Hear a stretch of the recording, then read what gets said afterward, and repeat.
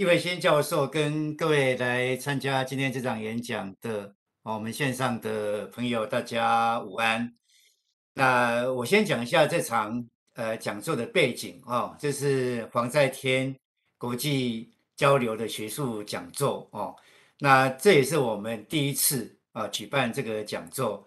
那我们的系友黄在天呢，他去年捐了1000万给本系，希望用这笔基金呢来邀请国外的杰出学者到本系来讲学交流，也促进台大社会系的国际的连结。那我们很荣幸，我们这个讲座的第一位国际杰出学者就邀请到 UCLA 社会系的教授易维新他跟我们系也有密切的关系，跟系上的一些老师都有长期的这个合作那非常感谢易维新来参加今天的这个讲座，谢谢他。那再来我就把这个那个时间呢交给我们这场会议的主持人苏国贤教授，来国贤交给你。好，来大家午安，我是社会系苏国贤，今天非常荣幸来主持这场演讲哈。那维新老师很难得那个从这个美国回来台湾，好，那我们还是循例的哈，就是主持人还是简单的介绍一下郁维新老师哈。郁维新老师是我们台大公管系毕业之后呢，在美国芝加哥大学取得这个博士学位，社会学博士学位。那他的资历非常丰富哈，他先后曾经在新加坡大学，在我们中文院社会所，也在这个德州的奥斯汀大学，然后这个马里兰大学，跟目前在这个 UCLA 这个这些著名的大学任教。那他目前是担任这个 UCLA 的这个 Vice Chair 哈，还有这个 Graduate 的 Director。所以对这个recruit 这个学生呢非常了解哈。等一下如果大家有兴趣，可以跟郁老师多咨询这方面的这个information。那郁老师的 publication 非常的惊人哈，他这个主要的领域是在 gender inequality，还有这个 work and labor market，还有这个婚姻家庭。那对东亚的这个社会变迁呢，也有非常多的著作跟发表哈。那他的著作广见于这个美国最好的这个期刊哈，American Sociological Review，还有这个 Demography 哈，这个 Journal of Marriage and Family 哈。那最近今天这个演讲呢，是他最近被这个 American 这个 Journal of Sociology 接受的一篇文章哈。那他今天要演讲的主题叫做 Time is Money。wage premium and penalty for time-related occupation demand。好，那他这个文章是跟郭正亮老师一起合写的。好，我们就热烈掌声来欢迎这个郁维新老师。谢谢国民请我回来，然后谢谢国贤的介绍，然后今天很高兴看到很多在台大的这叫旧友，就是这个已经很多年了，从这个多年来一直跟台大的这几年来好像这次回来一方面是来演讲，一方面这个也是来做这个台大评鉴。那我想到上次评鉴的时候，其实我也在，所以跟台大关系其实还蛮久的。那就像国贤讲的这篇文章，我今天要讲这篇文章其实是跟郭真兰郭老师合作的，然后真兰跟我写文章写了很久了，那这一篇是我们最近刚被接受的一篇文章。那我今天本来在讲到演讲的时候，我是想要讲中文的，然后我自己很认真的想一下，是不是有可能用中文讲这个演讲，然后加一点英文的字进去就好了。结果呢，我发现这个题目的字我就讲不太出来，光是这个 wage premiums、wage penalty 我就不太会讲这个中文怎么讲，所以我想了半天，觉得还是跟大家道歉一下，我还是要用英文讲这个题目，因为主要是这个文章从头到从写，然后到一直想这个 frame 这个东西都是用英文做的，所以有时候讲中文怕会讲的不顺，然后反而让那个你们的了解有困难。那就先跟大家道歉一下。那如果说在这个过程中有什么不清楚的地方，或者之后要问问题的东西，当然大家欢迎用中文讲，用英文讲都可以，不必因为我讲英文，大家都觉得一定要讲英文。所以就这样子。那先跟大家道歉一下。Now, okay, so let me start with the paper itself. So like Guoxian was saying, the title is Time is Money. So it's clear that this is a paper about time. My former colleagues who studies time use likes to say that time is very different from any other resources we have. Time is something that everybody has, but everybody has exactly the same amount. So that's very different from, think about money or any other social status. What makes time interesting and what makes it important for us to study anything about time is specifically because we all have exactly the same amount of time and we can't do two things at the same time. So any time we spend on one thing leads to sacrifices of other things. And in our life, there are constantly demands of our time. So one of the main source of time demand we face is from our jobs.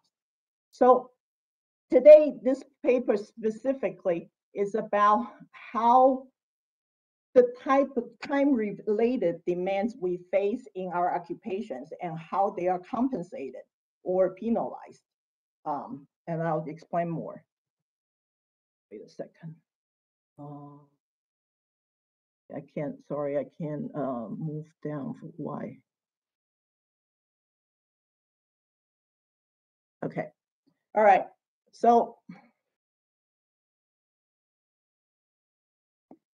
the motivation of the study is about, like I say, it's about time. And when we talk about time, in recent years, research on gender inequality has paid increasing attention to the role of time-related demands faced by workers. Specifically, in 2000, Chow and Whedon has written a series of articles where they explore this concept of overwork. What they call overwork specifically, what they measure is working more than 50 hours per week.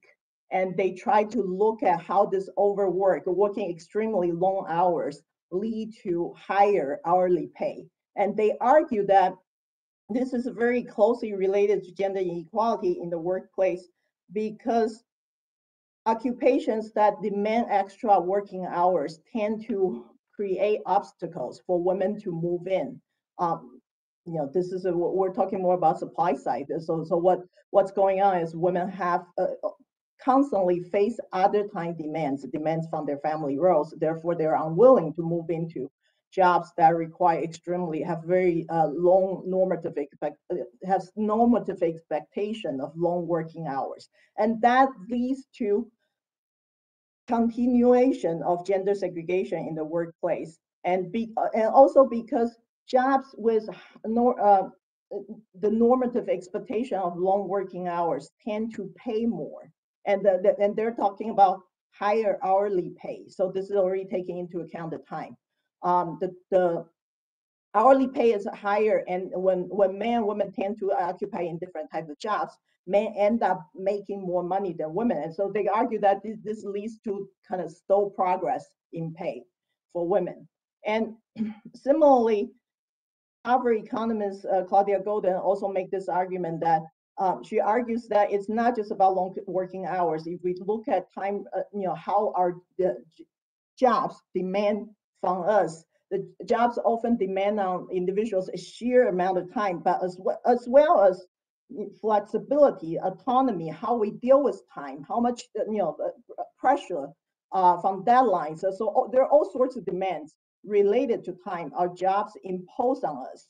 And because such demands tend to be paid differently, tend to be compensated extremely well, that's her argument. So as a result, this leads to what she called the last chapter of gender inequality. So according to her, this is in her presidential address to American Economic Association. According to her, she argues that the wage system from the normative temporal requirements is the way to eliminate gender equality. So she called it the last chapter. So all this is to say, understanding the role time-related demands play in our life and understanding how they're linked to pay is very important for our understanding of gender inequality. Okay, but they all talked about the importance, but what don't we know? What haven't we know yet? So one thing, despite all this discussion about different time-related demands, one thing that previous studies haven't paid attention to is how exactly the different types of temporal demands are linked to earnings. So, like I say, in China and Whedon's a series of articles, they look at the demand for very long working hours. But that's just one thing that we face in everyday life. Some jobs require workers to meet frequent deadlines than others. Some jobs require time of coordination with others, so they can't. You don't work alone. Rather, you work with a team of workers, which require coordination. And any coordination with other people means less freedom in terms of how you arrange your time. And related to that is whether you have the autonomy to arrange the task and time, the schedule within your working day. So in addition to, so aside from how many hours you actually need to be in the workplace, once you are in the workplace within the 8 hours working day, say, how you can arrange the time within that day. So that's a different kind of demand. And then there's also demand about how regular one's work schedule is. So work schedule irregularity is also a type of demand, by which I mean whether you can expect the same working hours every day. You know exactly your hours tomorrow will be. So all I'm saying is, if you think about how our jobs impose demands on us, there are many different types of time-related demands. But what we don't know is whether meeting all types of demands lead to the same thing. And by leading to the same thing, what I mean is, are they equally rewarding, or are they even rewarding at all? Because when we talked about Chow and Whedon, when we talked about Claudia Goldin, when they talk about overwork, very long working hours, the assumption is employers demand time and they also compensate time. But is all time-related demands compensated the same way? So that's one question we actually don't know. And the other question is, the previous research really hasn't make a distinction between individuals putting in long working hours from occupations' demand of long working hours from individuals. In theory, if you read like Chow and Whedon's series article about overwork, they're talking about the normative expectation of time. So it's about how much time your jobs expect you to put in. But in reality, when they actually conduct a study, having a hard time getting to the next page. Okay, when they actually conduct the study, what they did is they use cross-sectional data, conduct cross-sectional analysis, and they use individual self-reported working hour. And they show that those who reported working over 50 hours a week are getting a higher hourly pay after controlling for everything else. So they call it, so this is what we call a wage premium for overwork. Now, the problem of using individuals' actual working hours to represent their occupation or their jobs demand on our time is that, for one thing, there's the issue of selectivity. And this exists for any cross-sectional studies. What do I mean by issue of selectivity? Well, think about, among all the workers in the labor market, some people work extra hours, some people work more hours, some people work fewer hours. It could very well be that those who are extremely productive, the more productive people often are given more tasks to do. Think about academia. Researchers who are very productive tend to be also asked to be department chair, asked to be chair for ASA sessions, chair for ASA, all sorts of, and sitting in a review board for journals. So they end up doing a lot more things because they are productive, because they're research productive. So research productive people tend to be asked to do a lot other things, so they end up working very long hours. But it's not because they work very long hours. They're highly paid. They're highly paid because they are productive, because they are research productive. They're desirable in the market, so they're highly paid. So this is by selectivity. What we mean is, if we just look at the actual hours they put in, there's a big problem there. We're not looking at whether the same individual when they move from one job to the next, when the demand they face changes, whether they are compensated more or less. We're comparing different people with different productivity. So that's the one problem in not separating individuals' own working hours from their occupation or their job's demand of working hours. And related to this, there is one study by Jennifer Glass and Noonan in 2016 where they use, this is very limited because they were interested in telecommuting workers, the workers who work remotely. So they specifically select workers who telecommute and then look at for the same workers when they work for the same employers. The same, well, in the app during the period, they use longitudinal data and they look at during the same period they work for the same employers. If they put in more work hours, whether their pay, hourly pay will change. And what they find is, if you look at within the same episode, employer's episode, when they work for the same company, when they put in more work hours, their hourly pay actually decrease, which makes sense. If your total pay doesn't change and you just put in more hours, you're gonna have lower hourly pay. So that's conflicting with Chai and Wheaton's finding, actually, even though they both use the self-reported hours. But like I say, Glass and Noonan's analysis was longitudinal, which is better for dealing with selectivity issue, but very limited because it only deals with certain type of workers. And then the other issue about not separating individuals' working hours from occupations, the expectation of their working hours, is that it doesn't deal with the issue of compliance. So occupations may expect individuals to put in long hours, but not everybody is able to put in the same amount of hours. So that is today the people in the same occupation facing the same demand may comply to that demand, to the expectations, to different extent. So when we use their self-reported hours, we might be measuring who's more likely to comply rather than comply to the occupational norms, rather than the occupational norms per se. So if the research question is about whether occupational norms, whether the normative expectation of long working hours come with higher compensation, then you really need to use occupational expectation of working hours rather than individuals' own working hours. So that's one issue.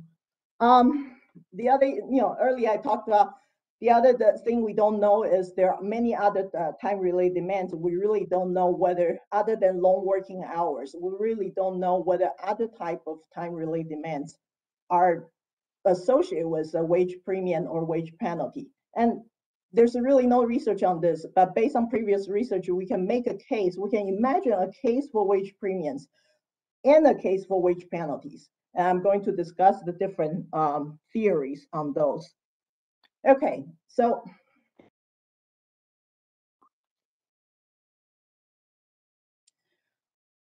to make a case for wage premiums for all sorts of time-related demands, we can start with the theory of ideal worker norms.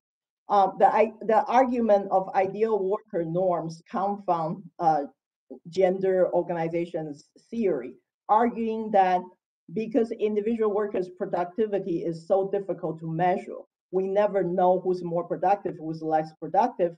Therefore, employers often use other signals to determine individuals' productivity and reward them accordingly.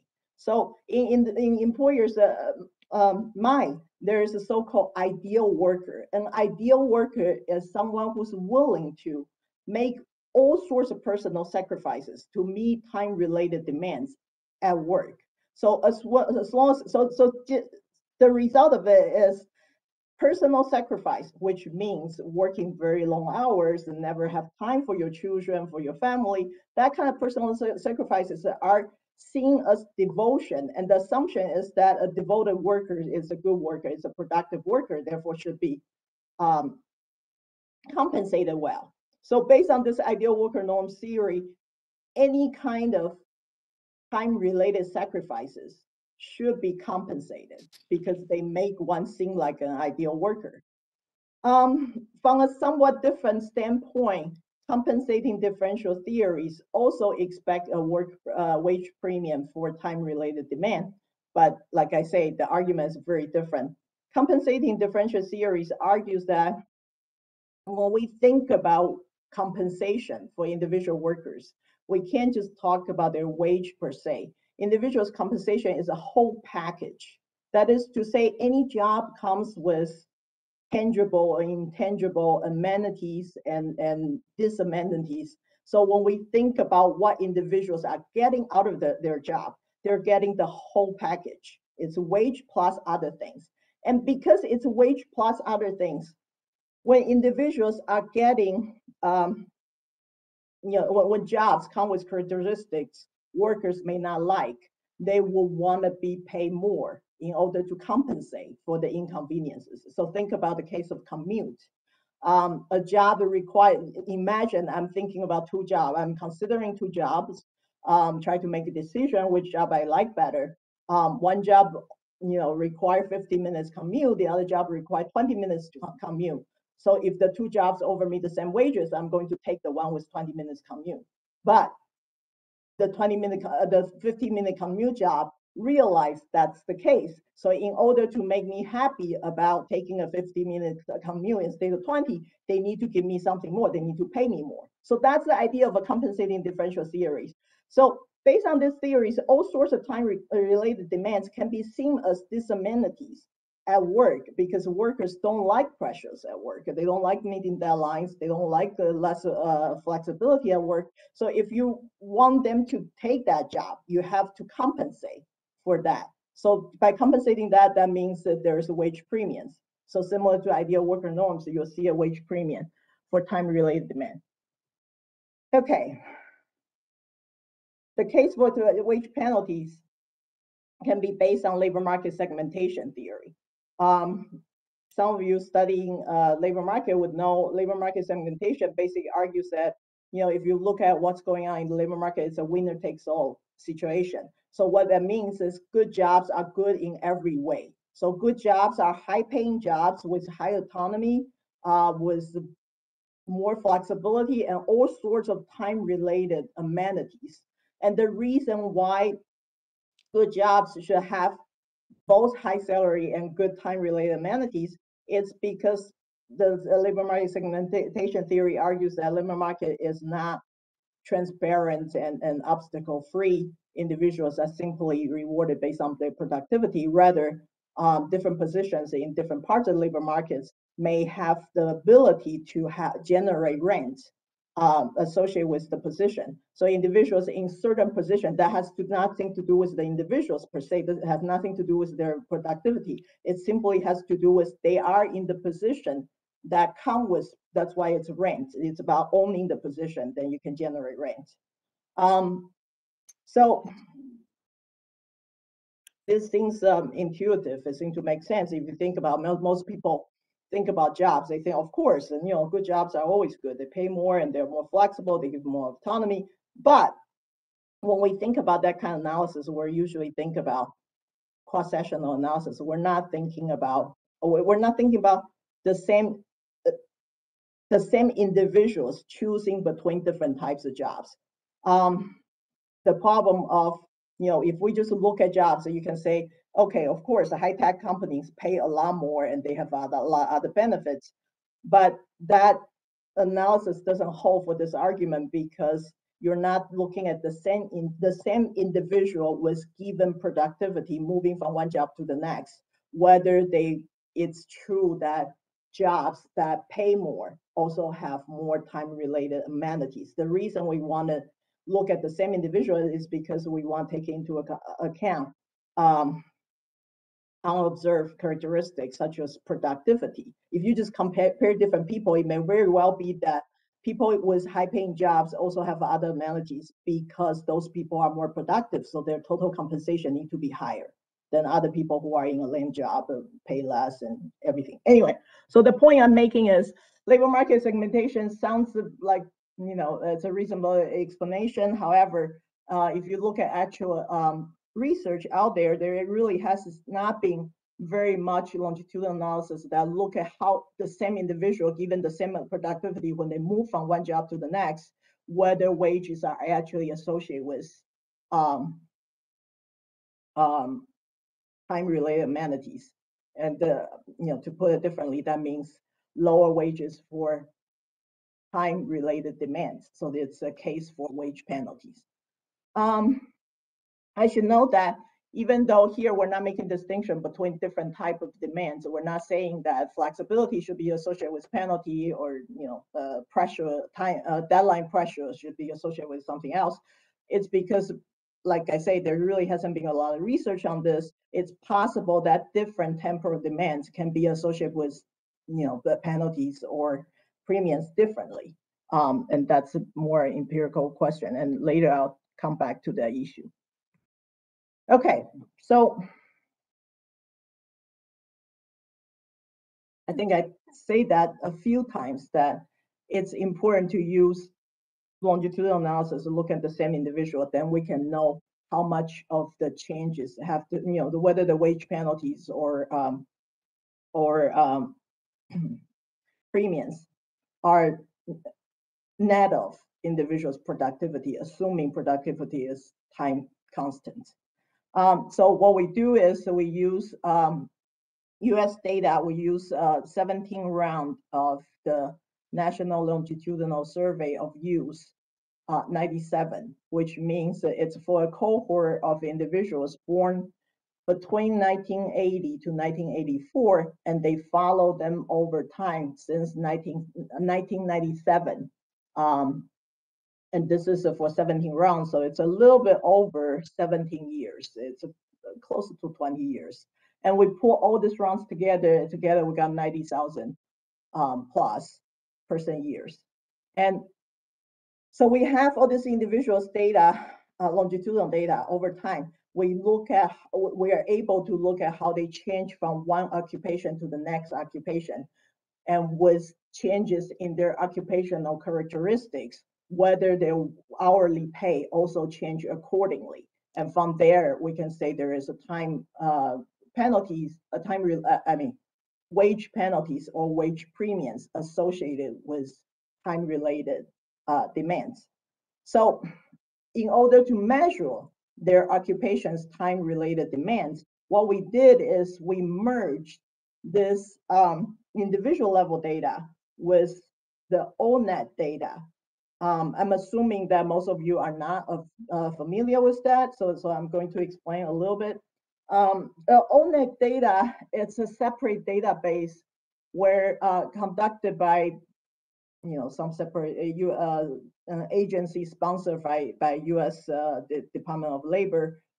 Basically, the data they collect is for occupation. The unit analysis is occupation, it's not individual. So they interview people in different occupations and ask them all series of questions about their occupation characteristics. And based on that, they come up with this huge database for 1,000 plus occupations. Each occupation has tons of different characteristics. So we have individuals' occupations in the NLS 197, and then we have each occupation's characteristics in the ONET data. So we merge them using the occupational code. That gives us information about how much time-related demand each individual is facing at their different jobs. So this is what we do. So specifically the time-related demands, so we went through the whole ONET data, tried to find all the time-related occupational demands. The reason we use occupation partly is because ONET is occupation-based data. Partly is also a lot of, later I'll talk about it, a lot of time-related demands we talked about has a lot to do with occupational activities per se. So different occupation, because they require individual to do different things, they end up with different time-related demands. So the specific predictor, the specific time-related demands we look at includes expectation for long working hours, whether the occupation require individuals to meet deadlines frequently, whether the occupation require individual to coordinate with others frequently. And specifically for this temporal coordination demands, we use 3 O-Net indicators and create a composite index for that. So we specifically use 3 indicators from the level of importance of working with a group of teams, so how much teamwork it requires, the extent to which one needs to coordinate or lead others to accomplish work activities, and the degree to which the occupation requires face-to-face discussion with individuals or teams. So all this tells us how much they need to coordinate with other people, especially through face-to-face communication, which you can imagine will lead to less flexibility in terms of how you can arrange your own time. And then we also they also ask them questions about, in your occupation, what's the extent to which you can allocate your time and priority within a given working day. So your working hours is fixed, but within the working hours, whether you can make arrangement about when you're going to do what. And the final time-related demand we look at is irregularity of work schedules. This is specifically look at whether their day-to-day activities, day-to-day work hours are the same and predictable. Okay, so this gives you an idea about the different demands men and women are subject to. This is based on the NLSY data, the individuals based on their report, and we merge. So keep in mind that the O-Net data is scores basically for each indicators. So we merge them, and then we look at men's jobs and women's job, and we calculate the average in terms of score. And this gives you an idea in terms of expectation of overwork, very long working hours. The score for men is a little bit higher, which means men are more likely to be in jobs that expect them to work long hours. However, if you look at time-related demands as a whole, it's not true that men are always subject to greater time-related demand. Because if you look at in terms of temporal coordination needs, women actually, this indicator, because it's a standardized, that's why it has negative. But anyway, you don't need to know the details. It's too much detail anyway. But the point being, if you look at temporal coordination need, women actually is subject to greater need, temporal coordination need. So in that sense, in that specific time-related demand, women are actually facing greater demand than men do. And then if you look at other demands, several other demands in terms of work autonomy, or autonomy is not a demand. The opposite of autonomy is a demand, but I can't recode it to be the opposite. So anyway, so bear with me. But anyway, the point is, if you look at autonomy, they're more or less similar. Look at the extent to which men and women are subject to deadline. Men are a little bit higher, but not by a lot. So the bottom line of this is, if you look at all the mean score between men and women, there is some differences, but it's really not as huge as you would imagine. So it's not that women are always in jobs that are subject to less time-related demands. If anything, women are subject to somewhat different type of time-related demands. And then on the right side is, I'm trying to give some examples because people always want to know what kind of occupations we're talking about. So in terms of long working hours, for each time-related demands, I have several occupations. I try to, for the high level and low level each, I try to include one high skill occupation, one low skill occupation. So the idea is to show that it's not true that only high skill occupations are facing greater, tremendous time-related demands. On average, it might be the case. However, in each category, you can find high skill occupation and low skill occupations that has relatively high demand for the specific demand we're talking about. So we can go back to this if anybody's interested later on, but that's the point. Okay. So in addition to all this O-Net derived time-related demands, we also include individual self-reported working hour and working hour squared, because we expect it to be nonlinear relationship. And like I say earlier, it's important to separate how much individual actually works from how much they are expected to work. So that's why we have those different variables. And then we also have dependent variable, which is their log hourly pay. So this is already taking into account the amount of hours they put in. This is their hourly pay. And then there are tons of controls related to wages. So anything you can think of, anything we can find in the data. I'm not gonna go through them because it's just too much detail. We included. So the idea is net of all this, if individuals still, when they change job from one to change occupations from one to the other, when their occupational time, say like occupational expectation of overwork, the level of overwork expectation increases, their pay also increase, then we can say there is time, there is a wage premium for overwork. So that's the idea. We use fixed effect models. For those who are not familiar with fixed effect models, basically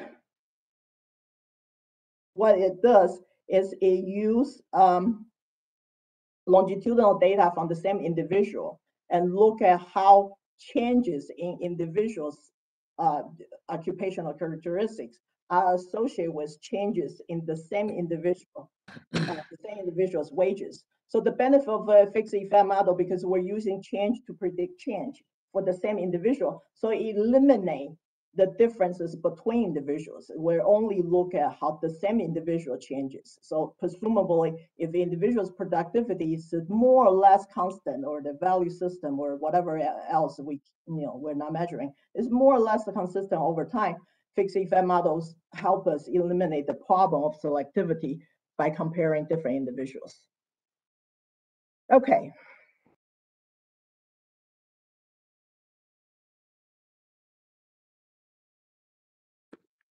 So let me show you the results. I start with looking at this overwork expectation versus actual working hours, because that's the area, that's the demand that most people have studied. There's most literature about. So here in model 1, I'm including individuals' self-reported working hour along with all the control I'm talking about. I'm not including here because you won't be able to see.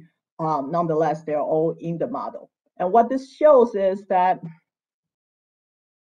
what this shows is that for both men and women, so this is for men, this is for women, for both men and women, it's more or less the case. Individuals' hourly pay does increase with the amount of hours they put into work. However, it is somewhat curvilinear. If they work too much, their hourly pay will go down. In the second model, instead of looking at individuals' own working hour, I look at individuals, their occupations expectation for overwork. So this is regardless of how much time they actually work. It's about how much time they are expected to work. And what we find here is that for both man and woman, it's a positive relationship, which means it's a wage premium for overwork. What's particularly interesting here is actually this A here. This A denotes statistical differences between these two coefficients. So what this means is that for the same unit of increase in occupations overwork expectation, men get compensated more than women, because it's the difference, and the difference is significant. Now, in the next model, I try to take both into account, looking at occupations overwork expectation and their actual working hours, and try to see if we take into net of individuals' actual working hours, whether that makes any difference. And the result here is that if you look at occupations overwork expectation, it's more or less similar. The gender differences still exist.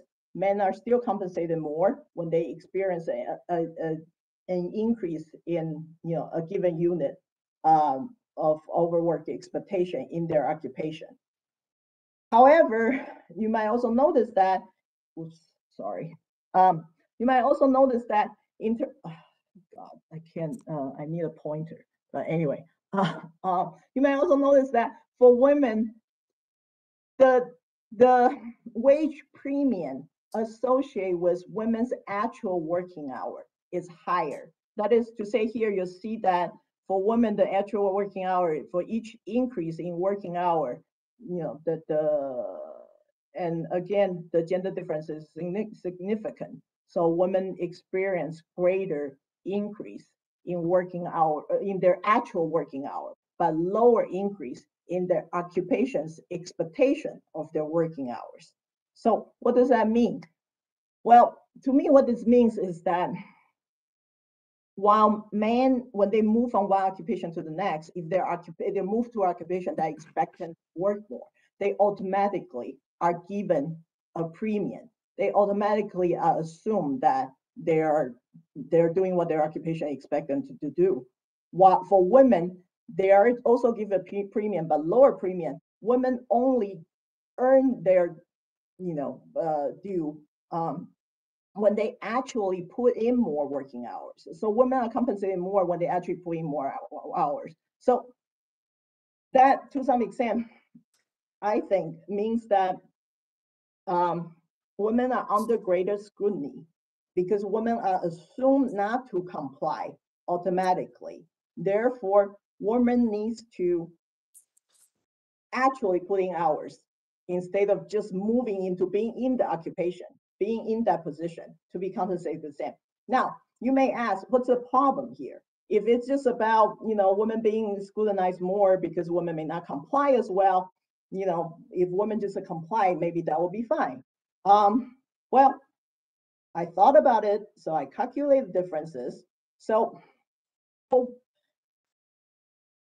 let me give you an example. So I use this specific numbers and I calculated for men and women to move from one occupation where the overwork expectation is 50th percentile to 75 percentile, 75 percentile. So that move, of course, based on this number, men would be compensated more. Now, women would be compensated more if when they move to occupation, expect them to work more, they actually work more. So how much more women needs to work compared to when they previously in the 50th percentile occupation in order to make the same amount men would make when they move occupations. So I calculated the answer is it's about 6.2 hours per week. So what that means is for women, if they move from occupation to from 50th percentile to 75th percentile in terms of expectation of working hours, they need to actually put in extra 6 hours per week to make the same amount compared to men who make the same move. Now, in reality, when we look at the data comparing occupations in the 50th percentile in overwork expectation versus 75 percentile in overwork expectation, the actual working hour differences between these two types of occupation is actually 1 hour. So what that means is that women needs to work 6 hours and men only need to, because when you move to an occupation that expects you to work more, most people do comply. Most people do end up working more. But men only need to work 1 more hour because that's the average. Women need to make 6 hours in order to make the same amount as when men make the same move. So that's the difference. Okay, we'll go back to that in the conclusion. I thought that's very interesting. The next question I want to ask is, because we have individuals working hour, we have their expected working hours. What will happen if they comply or not comply? That is to say, if they work extra hours in occupations that don't expect them to work a lot of hours, or they work very little hour, very few hours in occupations that expect them to work very long hours, what will happen? So to know that, what I do is I look at interaction effect between occupations expectation and their actual working hours. Of course, if I just show you all these numbers, it's impossible to understand what that means. So let me draw the graph for you. Okay, so this is for men. What this shows is the 3 lines here are occupation. So the blue line here is occupation occupations. Oh, sorry, there's a typo. This is really the green is 75 percentile, red is 50th percentile, blue is 25 percentile. So this is the way to understand it. That we're talking about 3 different occupations. It's a high, occupations expect a lot of overwork. Average amount of overwork, or 25 percentile probably doesn't expect overwork at all. And if individuals in those 3 different occupations actually change their working hours from 10 hours a week to 65 hours a week, this is how their log hourly pay will change for men. Okay, so what this shows, and if you look at women, it's very similar, it's just a little bit more pronounced because women's wage is more sensitive to their actual working hours.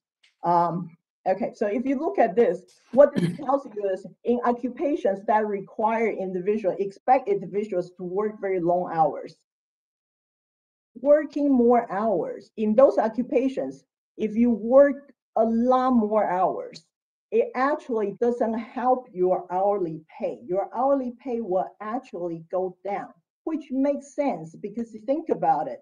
If you are, I think about my own occupation. For example, my pay is pretty much fixed. But my working hours is not. And, for some odd reason, I work even when I don't need to. And if I can get away with working 35 hours a week, my hourly pay will actually be much higher than what I actually get. So this is what happened. Your occupation, you expect a lot of hours, and most people, because of pressure, because of expectation, because peers, they end up doing more than to their best benefit, to their maximum benefit. Like I say, if you can get away, the key is get away. If you can get away with working 35 hours, working 40 hours a week, you're actually in much better shape. You'll get the highest hourly pay. And this is, so what happened is most people in occupation expect very long working hours, so probably are not working the hours to their best benefit. Nonetheless, imagine if you are in the 75 percentile occupation in terms of overwork expectation. Wait, where's my mouse? You'll be here. Compared to someone who's in the 50th percentile working hour expectation occupation, because they're not expecting to work so much, so they will be here, somewhat here. But because the occupational expectation is so important in your wage compensation, for those working in occupations that expect more, even if they're not working the best hours, the maximum optimal hours, they are still going to, so if you're in the 75 percentile, you're more likely to work 55 hours a week instead of 40. But even though this is not as great as working 40 hours, you're still gonna make more money compared to someone who worked 40 hours in the 50th percentile occupation. And this explains Cha and Winden and other people, they use individuals' own reported working hours, and they find those who work very many hours actually make more money than those working fewer hours. What they do is they're confusing those two. In fact, it's not their actual working hours, it's their occupation's expected working hours. That really matters. Okay. What about other demands?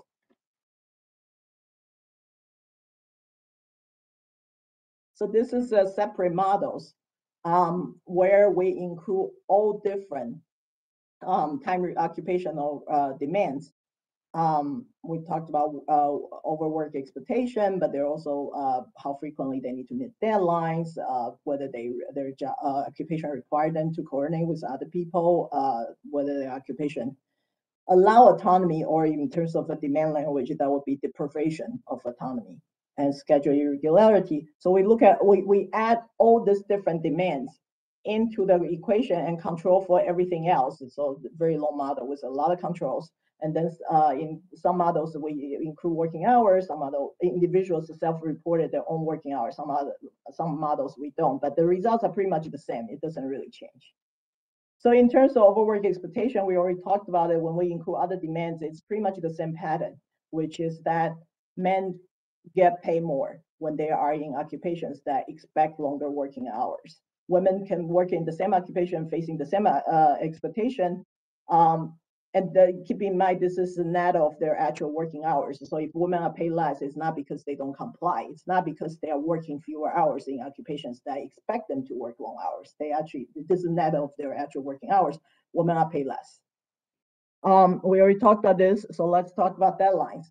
In terms of deadline pressures, what we find is that when there is a wage, a positive, this is positive association means a wage premium. So there is a wage premium for deadline pressures. People whose occupations impose more deadlines also compensate them better. And this, in this case, we do compare the coefficient difference between men and women. So here shows that the gender difference is significant. Women are compensated more if they are in occupations that require them to meet deadlines more.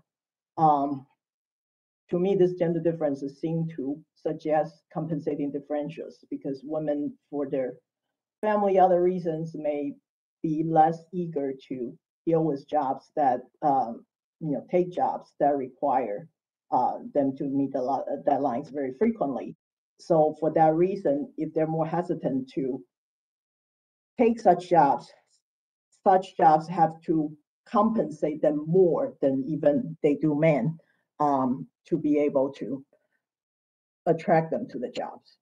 So in terms of temporal coordination, this result is actually very interesting because the temporal coordination, the result shows that it's what we find here is, so in overwork expectation deadline with pressure, we find wage premiums. Here we actually find wage penalties. That is to say, individuals who are in occupations require them to coordinate with others frequently are actually paid less, everything else being equal, including their own productivity because we're comparing within the same person. In terms of autonomy, it pays for both men and women, and the level of wage, the extent of wage premium is pretty much the same. Schedule irregularity is another result that's very interesting because what we find is when men work in occupations that require irregular schedules, which means that their schedules are somewhat unpredictable, can change day by day, they are compensated for that. Most people like certainty, like predictability, because unable to predict when you need to work makes it difficult to deal with your personal life, especially family obligations.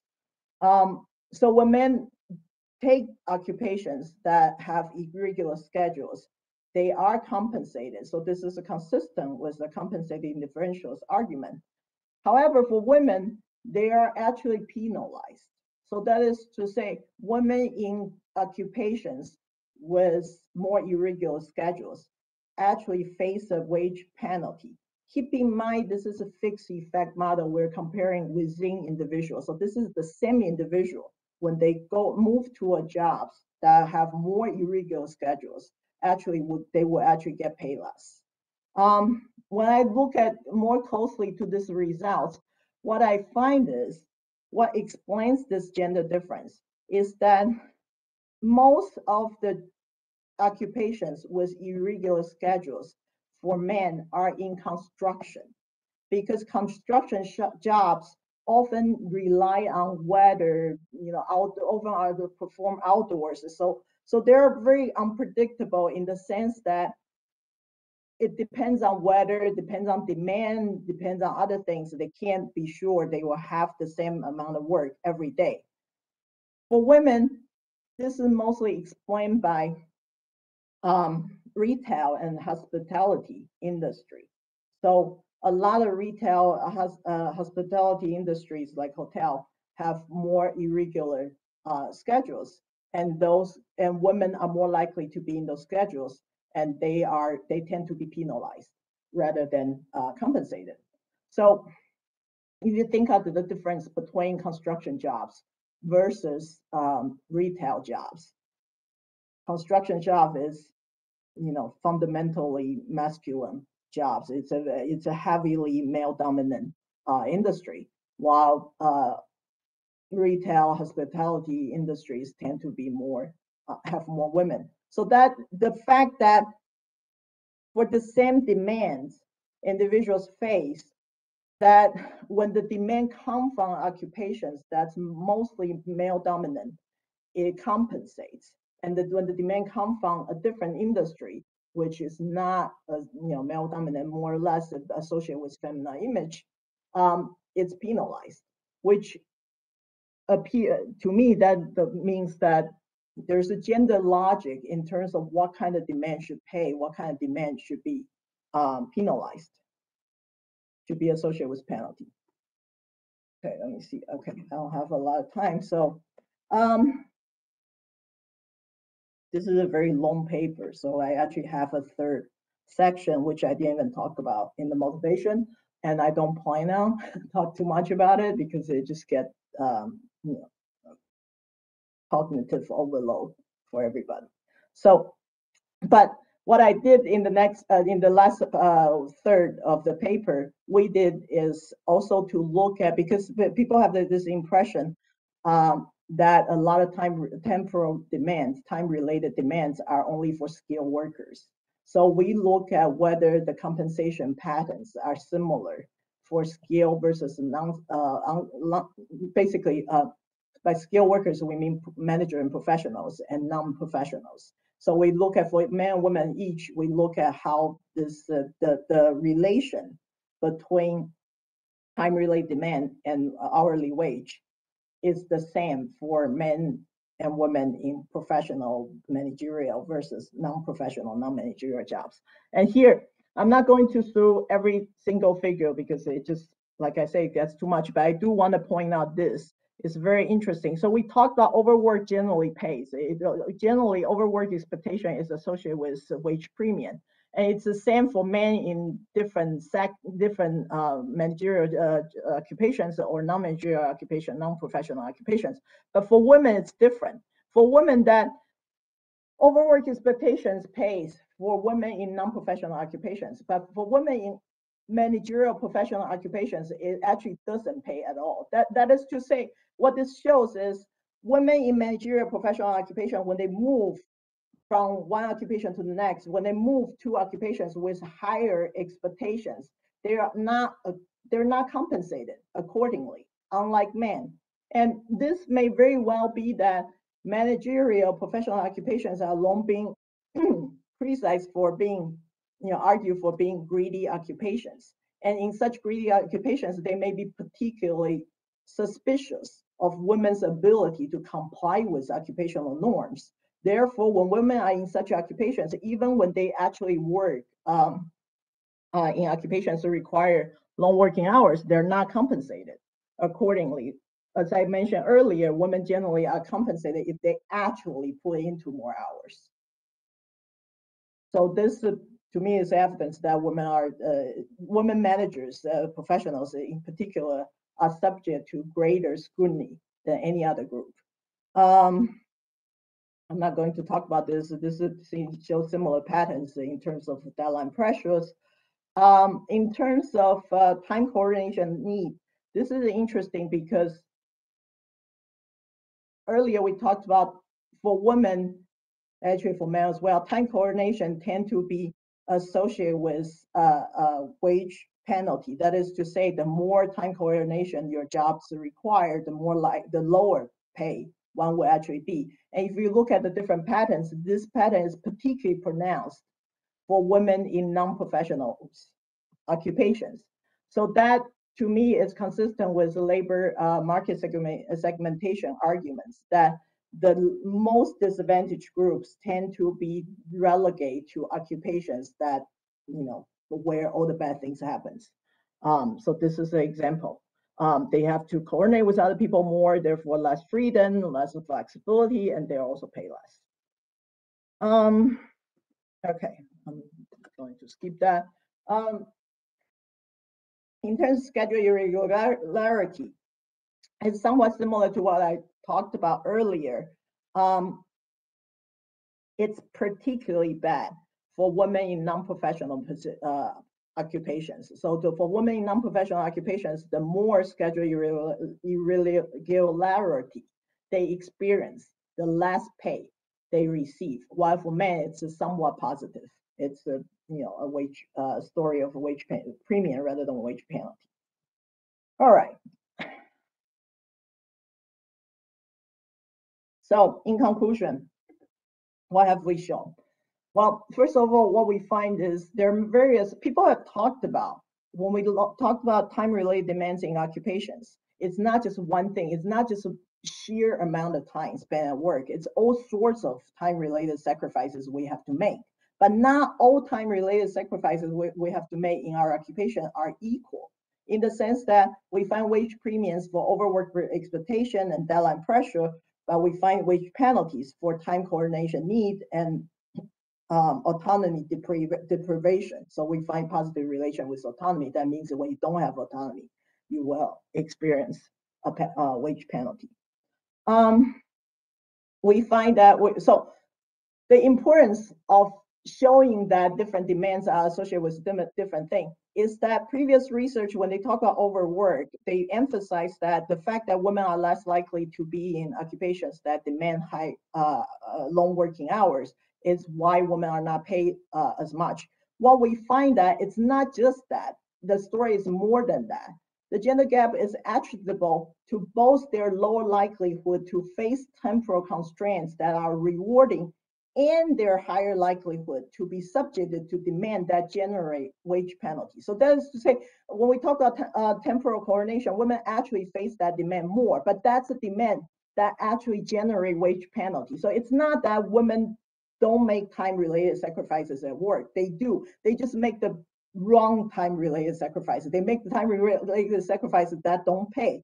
Of course, why is that? It's not that they choose to. It might just be that when certain sacrifices are more likely to be faced by women, the gender logic kick in. The wage system is gendered. Therefore, if it's a demand that women have to face, then it's paid less. If the demand, say in the example of a construction industry versus a hospitality industry, if it's a demand that men face, they need to be compensated. If the demand women face, they could be associated with wage penalty. But the point here is that previous study really haven't, previous research really hasn't paid enough attention to how men and women experience different time-related demands, and they are associated with penalty and premiums differently, and that altogether make up the gender wage gap. So we talked about the schedule irregularity issue. And in addition, so there's several things. One is that temporal demands women often face do not pay. And then sometimes the same temporal demand, when men and women are facing them all the same, one could be compensated, the other could be penalized. And then the third mechanism is that in terms of overwork expectation, is a demand that men and women both face, and with the exception of professional women, more or less, men and women do gain when they work in occupations that demand longer working hours. However, their gain are also different. So that's the third mechanism, that they could both face rewarding time demand, but the return to the same occupational demand is different for men and women. Women need to put in unusually many extra hours to reap the same reward as men for moving from one occupation to another with a stronger overwork expectations. And we also find that women in professional occupations especially are unlikely to reap the benefit of being in occupations with high demand, with high normative expectation of their time, perhaps because they are especially likely to be suspicious for being unable to meet such demand. All right. I'm almost done here. And so in terms of, so of course, like any research has its limitation as well. For one thing, the ONET data doesn't include everything we can possibly think of, everything we would like to test, all the time-related constraints. For example, people have talked about face time. Workers often, so face time has to do with the need to be there. It's not about how much time you actually put into work, it's being in the workplace, being seen by your boss, being seen by your supervisor. We can't really measure different occupations, potentially could have different face time requirements. We can't quite measure it because we don't have that indicator on the DNS, basically. So that's the one limitation we have. The other limitation is, I should know that this data are completely pre-COVID. This data, I can't remember which year it stopped, but anyway, it's before the COVID pandemic. So, you know, we all know this is especially, but in Taiwan, more or less more common now.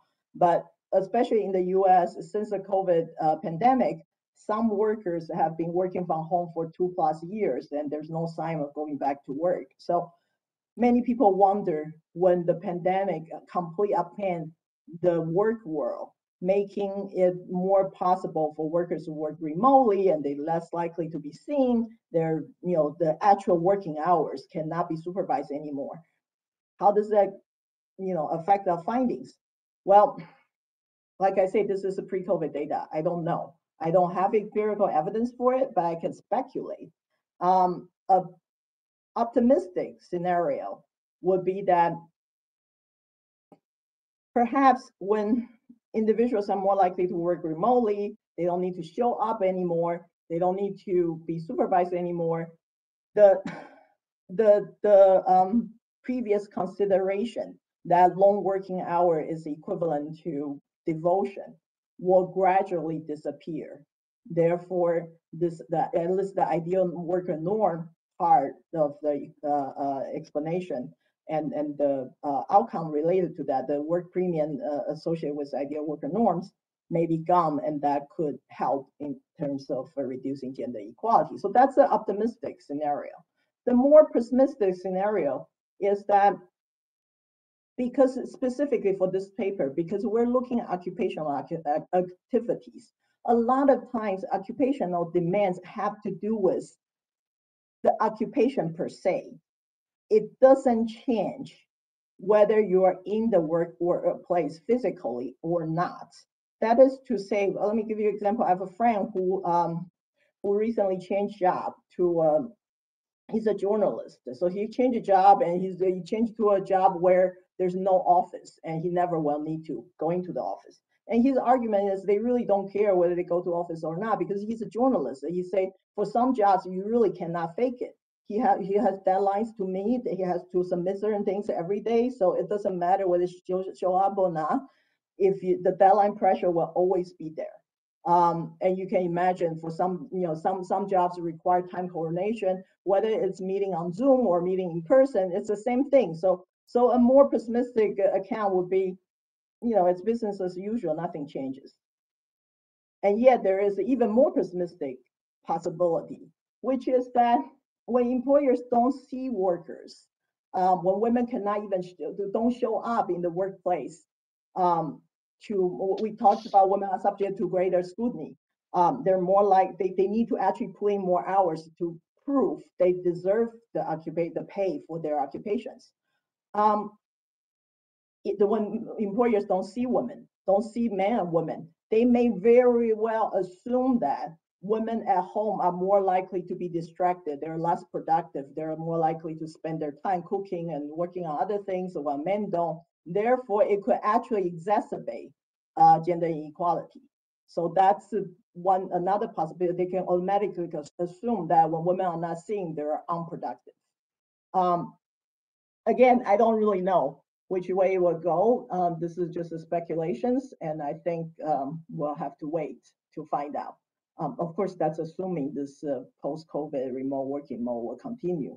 Now, more and more companies are calling their workers back to the offices, so I don't know what will happen. Despite things we know, things we don't know, in general, I want to point out that this research calls attention for temporal constraints inherent to occupational activities, because of the kind of time-related demands we're talking about. A lot really have to do with what the occupation is about. For example, flight attendants will always need to work in team because they just that's just the occupation. Journalists always need to meet deadline pressures. Previous research talking about time and flexibility, autonomy, often talked about firms implementing policies to improve work environment, flexibility, but that's all assumed flexibility, time-related constraints can be addressed at firm level.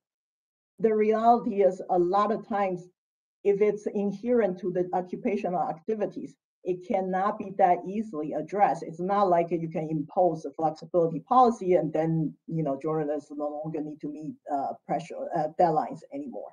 So what that means is when we think about time, when we think about demand, when we think about wages, how it's associated with demands, we really need to think beyond just implementing policies to address time-related constraints. We need to think about, this goes back to Golden's argument that we need to delink pay system with time-related demands, but how exactly that will happen, that's a hard question.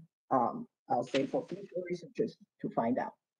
Okay, so that's it. I think I go over time a little bit, but hopefully not too much. And I welcome any questions.好，谢谢维新老师非常精彩的演讲哈，这个研究非常的有意思，但是很复杂哈。那请大家用那个麦克风来问问题哈，我们不要用打字的。那个有问题的话，就请大家在线上举手，然后我看到就按照这个看到的优先顺序来提问。我想我把我的 share 弄掉，这样子我可以看到人比较好。那如果有人想要用那个聊天的方式问问题也可以哈，但我们会先让那个现场可以发问的同学跟老师们来发问。好，不知道大家有没有问题？好，请智哲。维新，这是一个蛮精彩的研究哈。那我还是有一个问题，就是说从我自己很习惯的角度啊，就是说我也想要从这个工作身份，当然你在这里面一直在强调这个性别的这个差异哈，但是如果说我们现在也同时从工作身份这样子一个角度来看，也就是说从典型工作跟非典型工作来看。那我就觉得，就是说，其实非典型工作呢，它面临更大的这种 time-related constraint。那这里，而且它和性别之间又有一种很强烈的一种相关性。那这里会不会有这样子的一种交互作用在运作呢？好，那而且因为你在这里面，你似乎没有特别强调，就是工作身份对就是说跟这种 time related 的这些 constraint 的一种关系，那他们又会对怎么样对这个 wage premium 会有怎么样的一个影响？那我是想说，是不是你是不是曾经有考量过这方面的因素，或者说，那或者说它事实上有可能会产生什么样的影响？谢谢。基本上我这个后面有一部分没有很认真的，没有时间很认真的讲。就是把它分成这个professional managerial versus non-professional to some extent 就是要 capture 这个上面的差别。那在美国，因为这是美国的 data， 在美国的话，其实所谓的 standard versus non-standard 不是一个很清楚的界限。主要的界限其实应该是在professional managerial versus non-professional, non-managerial， 因为差别是在这边 professional managerial workers 他们的 overtime 是没有 pay 的，就是像我们这种的话，我们不管做多少小时，你基本上没有 overtime 这回事。那你这个 non-professional 的才有 overtime 这件事情，这个一个做多少 hour， 然后每个 hour 都有 compensation 的，所以差别是在这边。那至于说美国基本上市场上那个劳动的 security 不是很高啊，所以基本上这个 standard 跟 non-standard 差别并不是很大。那我也不觉得一般来说会做这样子的分类，唯一有可能做唯一会做的分类，在美国唯一会做的分类是 part time versus non part time。那 non part time， 但是我们已经 control for 这个 working hours， 所以这个是不是 part time 应该都已经考虑在里面了。所以就是主要是因为这是美国的 data， 它这个，所以我分那个professional 跟non-professional， 因为在美国的话，这个区别是比较大的，很多 benefits 什么都是 professional 跟 non-professional 会不一样，然后 pay 跟时间的关系通常也是这样子会比较不一样。但是如果是用，譬如说别的地方的 data， 这个那个叫什么日本的 data 的话，这个就会比较重要。对。其中对不起，我追问一下，因为有关于这个，就是说非典型的这样子工作，因为里面有包括，就是说所谓的这种外包，或者说这种所谓的 freelancer，或者说 independent contractor 啊，那像这种工作，其实它的 autonomy 就是自主性，其实是相对是比较高的。我就像说这些售后族，他们其实相对的自主性是比较高的，所以他们所面临的这样子的一个 time constraint，就是说可能也不太一样。所以会不会这一方面就有一些影响？我的这个 data 里面没有包括这些人，我 data 里面所有人都是受雇者，就是因为我想要了解的是受雇者是怎么样，他们的面对的 demand 是怎么样子被 compensate， 所以里面没有这些人，所有的人都是受雇者。对 ，OK， 好，谢谢，好，请佩佳老师。Hello，那谢谢维信演讲，我觉得真的非常有趣哦，尤其是里面这个不同的 title demand 啊，然后性别的比较，还有那个我觉得 professional non-professional 都有很多，其实真的有很多蛮 counterintuitive 的发现哦，我觉得很期待未来部。那我的问题比较是应该是什么延伸性的问题吧，跟 key argument 可能没有直接的关系。我很好奇，就是说，到底我们怎么去测量这个 work hours 哈？不管是它是 self report 或 self logging，那我们都知道，就是说，它其实有很多可能会被放大或稀释的嘛。你比方说，最近台湾有个新闻说，台湾的学者哈，那个 working hour 非常长啊，1个小时要80个小时还多少？那我坦白说，我诚实一点说，就作为一个学者，我觉得 work hour 和 product hour 是两回事。就我们有很多时候，其实坦白说都在滑脸书啊，或者是 online， 但是可能会被拉进去 work hours， 对不对？所以我就不知道说我们在做 survey 的时候要怎么样去考量这个因素。那特别我觉得这可能对这个用你们的变相来说，就是比较高的这个 work structuring autonomy 的职业来说更加如此，对不对？好，就是说它其实有很多。那就是怎么考虑这些因素啦，哈，这是第一个问题。那第二个问题也是相关，就是说，因为今天听到报告比较多，还是这个 workout 是加总的嘛，对不对？好 ，total 的 workout。那我们也知道，就是说，其实在很多人的这个时间使用的方式是说，尤其是对女性来说，她可能会有很多很不连续的 workout，她会要 accommodate 育儿或者是家庭的一些需求，所以她可能会用非常very early hours 和 very late hours 在写论文 ，for example 那我就很好奇，就是说不知道怎么样去考虑这些uneven 的这个 time 或者是 discontinuous time， 在我们做这个 time study 的时候，谢谢。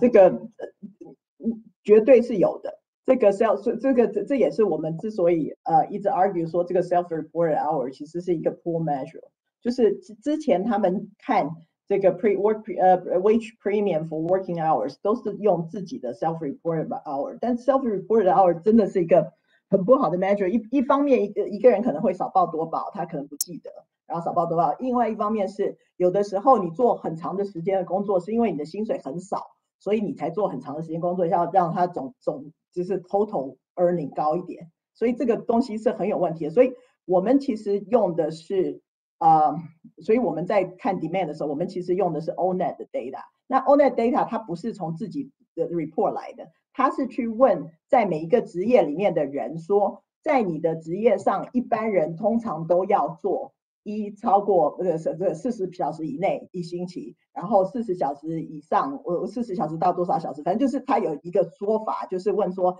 一般他主要是不是问他自己的工作时间，他说一般人在你这个工作上，通常每周要花多少时间工作。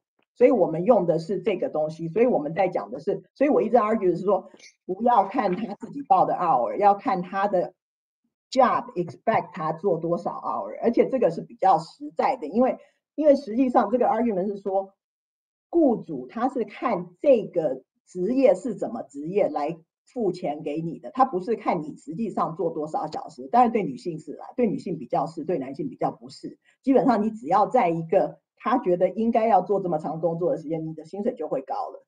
那你不需要说你真的做多少，我就说如果你在一个这个 expectation 很高，但是你只要做35个小时就好的地方，那其实你的 hourly wage 会最高啊，那最好啦。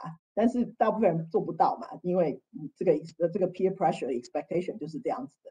所以这个我们用它的 self-report working out to some extent， 只是其实要把它看成是一种 control， 就是把这两件事情 conceptually 分开。然后另外一方面是看，因为以前都在讲说女性为什么在就是有高这个 high expectation for working hours long working hours 地方得不到主要薪水，因为他们不 comply。所以我们现在看说，如果我们 take into account 他们的 compliance， 看他们至少 to the extent 他们讲的是真的话，这个看他们说他做多少个小时，然后如果这样子的话，结果是怎么样？那他那个 survey 里面，他是问他说，你一般而言一周做多少个小时的工作？那他是没有分什么时候做这些工作，但是呢，我们要 keep in mind 是这种可以早晚随便什么时候做工作，这是我们这种白领阶级的 privilege 。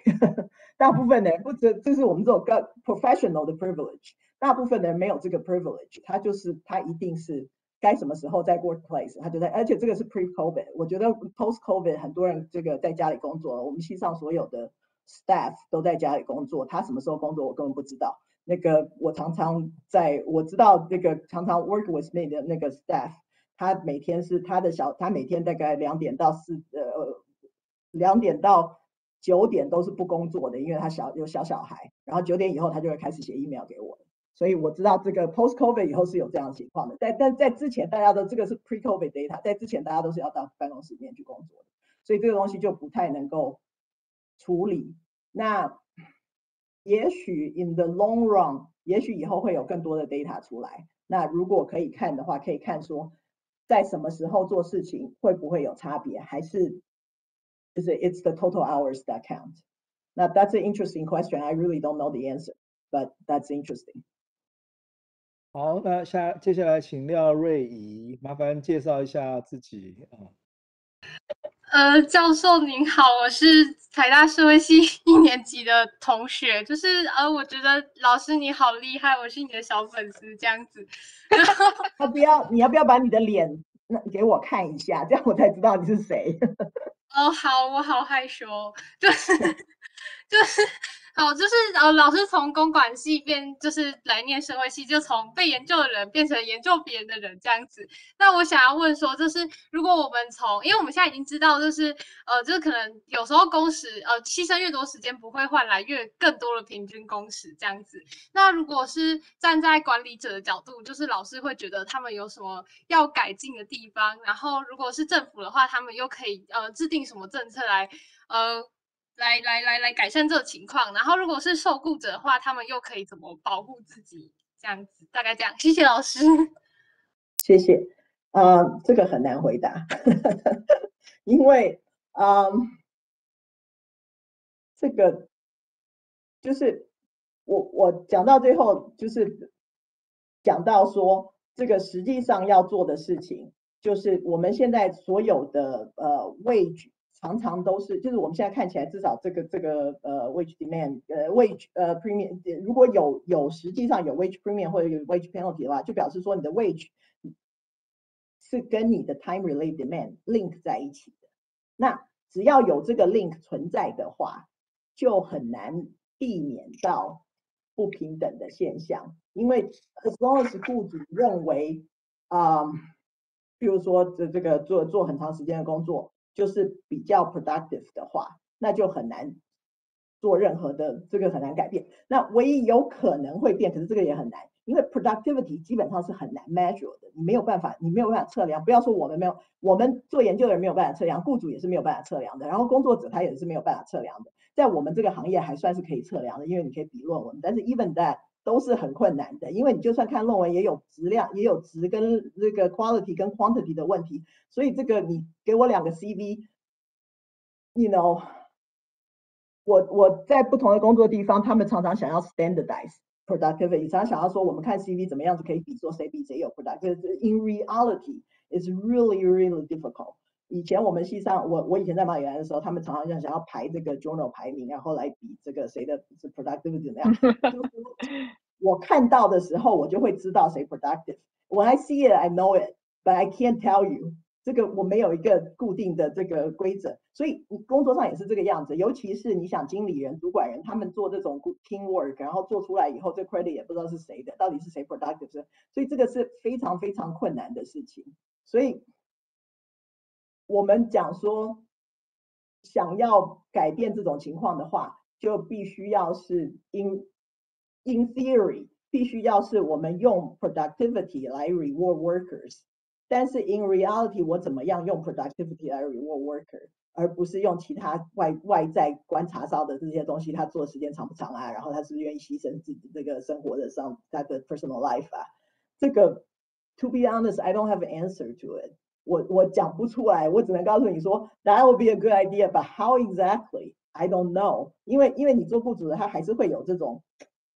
他当然是想要 reward 比较 productive 的人啊，因为他的 incentive， 他的 motivation 是越 productive 的人拿的薪水越高，他就越会留下来，然后他就这个应该是这个样子，就是你可以想象他是这样子。那 I don't know， 我想有一些这种管理学做 organization 的人会说，如果建立比较透明的审核制度的话，比较 transparent， 比较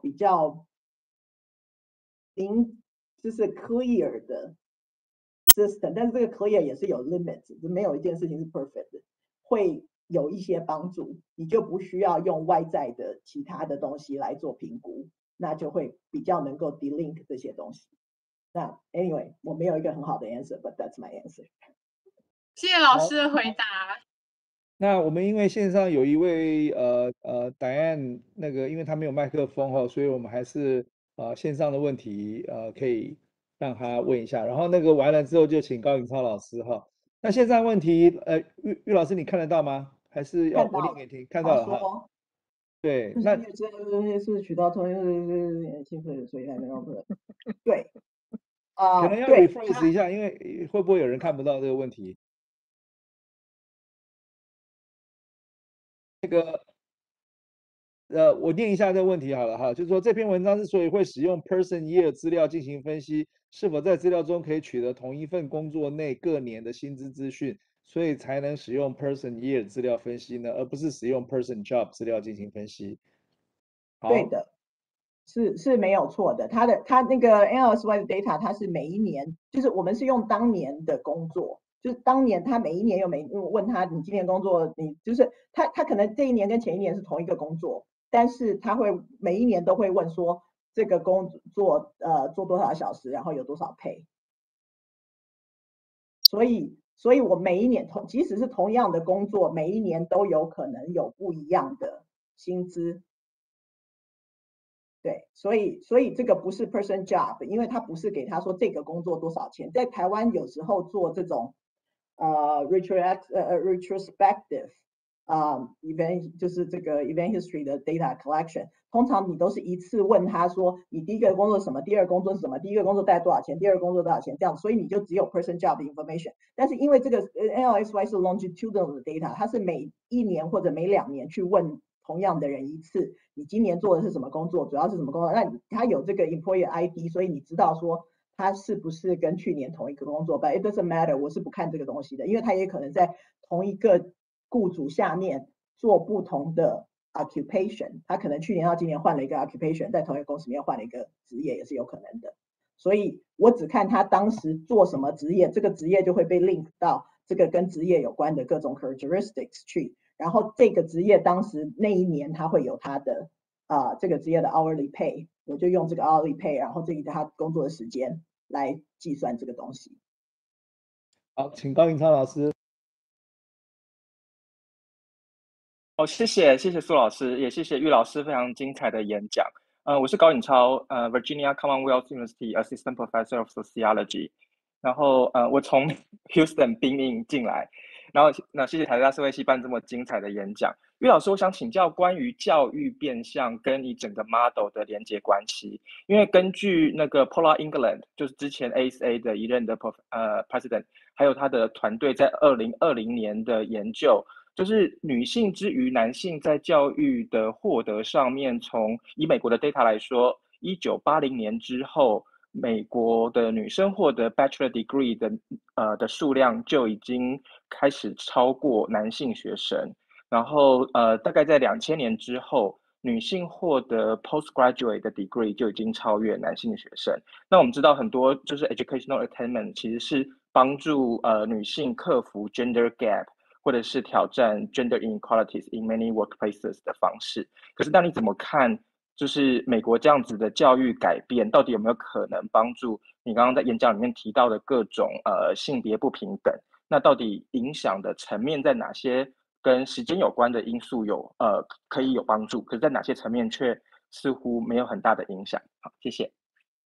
谢谢你从 Virginia 这个参加这个 online 的 talk 的好处是，不管在多远的地方 ，OK， 我刚刚看到胡博维是我们 UCLA 的人，所以 anyway， 所以还是有一些外面来的人关于教育的事情我可以告诉你说，在这个资料里面，在这个分析里面，教育基本上是 doesn't play a big role， 因为 only to the extent 教育帮助他到他的就是做一个这个 occupational attainment 的工具是有效果的，因为我用 fixed effect model 的话，其实我是看 within person change。那 within person change， 当然这个 data 里面，因为他们从一开始的时候97年的时候，他们年龄还小，所以他其实是有一些教育上的 change 的。你会看到说他高中毕业上了大学，然后这些对他有什么影响？但是基本上我们看的还是 work life，其实大部分的时候你的那个学历都不会太大变化了。而且 within person 的 change 也不会告诉你 gender inequality 的事情，所以这个只能告诉，所以在这个 data 里面，教育基本上只是一个被 control 的事情，它并没有做任何的效果，而且因为用的是 individual fixed effect， 所以其实就算不 control 也不会有太大差别，通常 within person 不会有太大差别。对，那至于说这个现在这种就是这个 feminization of higher education in the US。对于整个gender inequality 有什么影响？我觉得 to a large extent 是一个这个 status attainment process 嘛。那你可以想象说，如果美国的女性的教育程度比较高了，她们就比较有机会进到 professional or managerial occupations， 因为这个受过大学教育是 pre-requirement 嘛 ，pre-condition。那但是我们现在看到的是说，即使他在同样的职业里面受到同样的职业要求，那我们现在看到的是说，女性的 managerial professional 的人，她其实受到 scrutiny 是比较大的。他还是需要就是他没有办法像男性这样 automatically， 他如果换了一个工作到一个比较overwork expectation 比较高的地方，他 automatically 就得到这个 premium。他必须要 actually work more， 而且在这个经理人里面，其实很多是我们看到的是那个线其实是往下的，是他的 occupation expectation 越高，他的 hourly pay 其实越低。那这个我可以想象，他 hourly 因为其实你的那个经理人他的 total pay 通常是不会变的。那你如果工作时间越长的话，那你这个分母就越来越大，你这个 divide 下来一定是工时。你如果女性必须要做extra working hours 来 prove themselves 的话，那他到最后一定是他职位越高，他的 hourly pay 其实越低。所以对关于这个的会有什么差别？如果你看这个像那个 Golden， 像那个 Chan Whedon 他们的看法都是说，美国过去就是你在讲的这个教育趋势，其实不是现在才开始的，这个已经是一个 long-term trend。那已经很久了，但是 in terms of the closing of gender pay gap, it really hasn't changed that much. It's a stagnation story. 那既然是这为什么是一个 stagnation story， 就是因为这个他们的 argument 就是跟这个，那我其实这个也是 support 他们的 argument， 是跟这个 time related demand 有关系。那所以基本上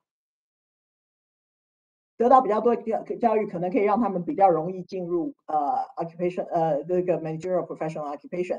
But so long as their compensation system, they're compensated based on the time related demands they face, it's not going to change the gender pay gap. 所以这是我的这个 tentative 的说法。好，那谢谢。我们最后还有3位哈，就我不再接受新的问题了。那第一位是李俊颖，第二位就是我们吕清湖老师，第3位是吴嘉玲。好，请依序提问。老师好，我是中研院社会所的研究助理。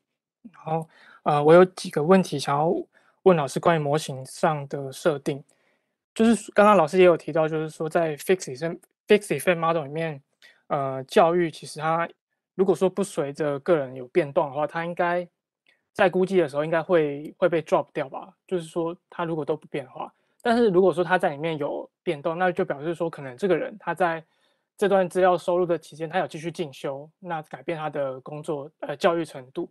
那在这个同时，他会不会就是他可能这一年他是去念书，而是没有工作，那等于说你的变项就消失了。这样在模型的资料的筛选上面，它有什么样的问题吗？还有就是对于不同性别之间婚姻的影响有没有在老师的模型控制里面？就是说我这个人他进入婚姻，对于男性跟对于女性，他在工作上的影响是不是会有差异？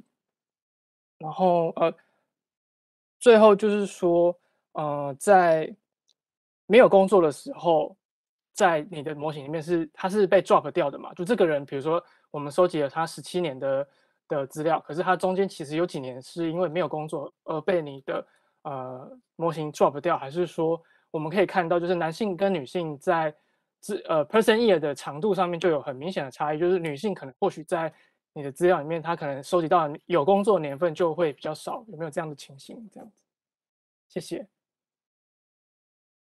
这里面所有的那个 person years 都是有工作的 year， 而且是有受雇的 year， 就是他们都是做受雇者那一年，然后有薪资才会进入，有薪资有 report 他的 occupational code 才会进入这个 data 里面。所以所有没有工作的时候都会被 drop 掉 ，that's true。然后会有什么影响呢？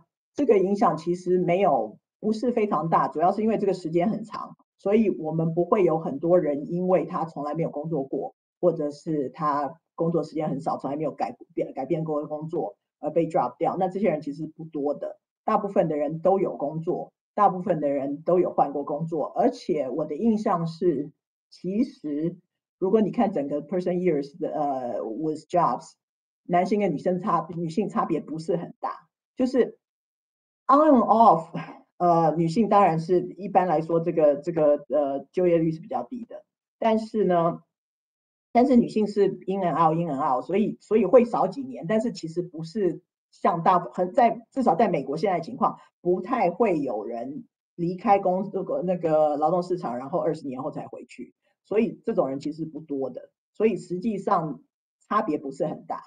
然后你说这个，那他们男性跟女性有不同的这个 experience 的问题，那这个东西我们是有 control 的，我们的 control 里面有他从14岁开始所有在职场上的，就是所有在劳动市场的经验，就是他从14岁开始算他有多少年在劳动市场上，然后这里面他有没有一个 major employment break， 他有没有离开劳动市场超过6个月以上，这些都有算进去。然后我们也有算他在这个 job， 不是只是在劳动市场，是在他 specific job 上面的 tenure 有多少，所以这些都算进去了，是把这些东西都 control 以后，男性跟女性才拿来比的。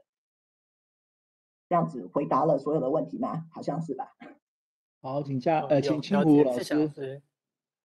Hello， 你好，魏清老师，我是台大社会系的吕清湖。我想问的问题就是，我记得你跟甄兰老师在2017年的时候出过一个文章，关于 motherhood penalty 的，那时候是关于 parental status 然后 gender 这一块的。然后当时你没有有几个 variable 是你这里有，但是当时没有的，就是overwork expectation temporal coordination 跟那个 pressure to meet deadline， 这个当时是没有，但是你当时有这个 schedule irregularity。那我想知道的就是在这个研究就是作为妈妈，就是motherhood 会不会影响到呢？就是在就是刚才这几个 variable 里面。好，谢谢。我刚想起来，因为你讲到 motherhood，我就想到李俊颖刚刚问我说这个结婚的情况，那个婚姻状况是有 control 的，然后所以这个是 net of 你是 compare 男性跟女性同样婚姻状况。那至于说婚姻是不是有parental status， 对，我知道你讲的是 parental status， 因为他在讲那个你讲 parental status， 我就想到他有婚姻。刚才那个 parental status 也是有 control 的，就是他有几个小孩，这些都有 control 在里面。所以至于我现在手边没有那个我的一个很大的 table， 所以我记不得了。应该结果是 consistent 的，就是说对于女性来说，这个有小孩是有 penalty 的。然后对于男性来说，应该是没有什么太大差别actually，好像在这个时候还没有太大差别。但是男性有一个 marriage premium， 男性有 marriage premium， 女性有 motherhood penalty。marriage premium 是说男性有结婚的男性结婚后薪资会比较高，但是生小孩没有什么太大影响。那这个我的印象是这样子，但是我不能 100%， 我要回去看 table 才知道。那但是你在问的问题就不一样了，你在问的问题是说，如果我们要像那个2017年那篇文章一样做 interaction， 做说这些 time related demand， 然后 interact with motherhood 的话，会有什么结果？对，我不知道，因为我没有做。然后当时没有做是因为那个时候关心的事情不一样，那是因为那个时候想要做的是，就是那时候是有 develop 一些 theory 嘛，就是怎么样的情况下会 motherhood penalty 会比较大，会比较小，所以这个是跟那个 theory 有关的，所以没有去做这些东西。那个 paper 里面应该也是有那个没有 control for working hour， 那个是用 hourly pay， 所以 in theory 已经 control 了。但是这个是可以看的，我还没有看。然后是因为你可以看到这个 paper 已经非常复杂了。对。然后 but it's a good idea. I can very easily look at it and that would be great. Any result? Yeah. Thank you. 谢谢。好，嘉玲。好，谢谢维新非常精彩的研究哈。你的研究让我想起那个张静芬她最近出的书《劳动待遇与代价：从心理观点分析台湾医护工作》，而且你的举的例子其实非常多是医疗工作哈。那在他的书其实有个论点是，比如说像医师，其实工时也很长，但是他的生产力可能被高度的 reward， 是奠基在很多是拿固定薪资，然后做很繁复的，比如说护理人员或是其他被视为是次级的工作哈。所以我想像这样子的研究，其实很多工作是关系性的。教授的工作有很多助理啊，很多 staff 在支撑，那但大家得到的pay或是被看见的那种生产力啊，或是技能高低啊，或是 meet the deadline 的情况可能都不一样。所以我不知道这样的资料可不可能有同个职场内的职业之间的关系性、从属性，然后来看到大家得到的这些报偿或是惩罚，那这可能就是净分它关系的事情，而且刚好这种从属常常也是非常性别分工的，我就不知道你有没有什么看法？谢谢。我觉得你讲的很有道理，That's a good idea。事实上是没有错。如果可以看职业之间，尤其是在这个这有两件事情，你一个讲的是职场，一个讲的是职业，另外一个是其实不需要你在讲的，不见得是需要在同一个职场里面。你现在讲的只是说相关职业，就是互相有关系的这些 interact， 常常会在一起 interact 的职业，他们之间的关系，他们同样面对 demand 的时候，会有什么样不同的结果？对，那这个 idea 可是我要想一下这个东西要怎么个分析法。这个东西有一点困难，因为要找到这个在那个一个比较qualitative 的limit range 那个这个我可以想象可以做这样的事情，可是在用 survey data 的话会比较难做。我觉得是一个非常有那个 it makes a lot of sense, it's a good idea. I just don't know whether there will be data for it. 因为你要把这个 require 把所有的 data 所有的职业都连在一起，看他们相关的从属关系是什么。那当然有些职业有从属关系，有些职业没有从属关系。比如说所有的 construction workers， 他们那个水电工跟接电的、切石头的跟什么东西的那些人，他们在一起，他们是 work side by side， 可是他们没有什么从属的关系。那这些东西要怎么样子处理？就是我觉得是一个 good idea， 可是 technically 会有困难。这个可能我可以想象，在某一个 profession、某一个 industry 里面，专门看那个 industry 的这些关系会比较容易。如果要把所有的，因为我们那个 ONET data 有1000以上的职业，然后我们是已经把它简化成，因为在 NLSY 是用 census data 只有500多个职业，我们已经把它变成500多个职业。这500多个职业，我光要把它 It's mission impossible 要把这些东西弄出关系来，我觉得这个非常非常困难。But I can imagine it would be a very interesting qualitative study. 谢谢。好，谢谢大家精彩的这个提问哈。那最后我们是不是麻烦大家帮一个忙哈？就是我们是不是要照一个团体照，让我们的这个演讲呢能够有一个记录哈？那是不是请大家都可以的话把镜头打开？那是不是请于勋来帮我们照相？好的，我只要用荧幕截图，大家尽可能的。好，等大家都好，很难得哈。这个今天这个我们上线的人还蛮多的哈，就是这个量化的演讲通常人数不会这么多哈。今天是因为玉老师这个关系，所以我们就暴增哈，很值得留一个纪念。好，大家准备好了吗？那个我都有在截图，所以没关系，你们没关系哈。那可是我们要笑啊，你还是要大家就默默先微笑，对，大家对，就是保持5秒钟以上的微笑。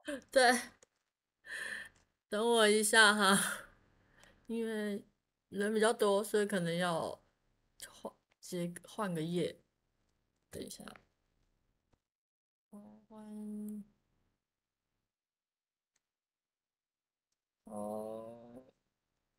，OK， 好，谢谢大家。那接下来我们是不是还有那个玉老师是会跟那个同学们有一些对话？那是国民你要主持吗？还是没有就是让大家自由自由提问是吧？对，然后我会停止有这个。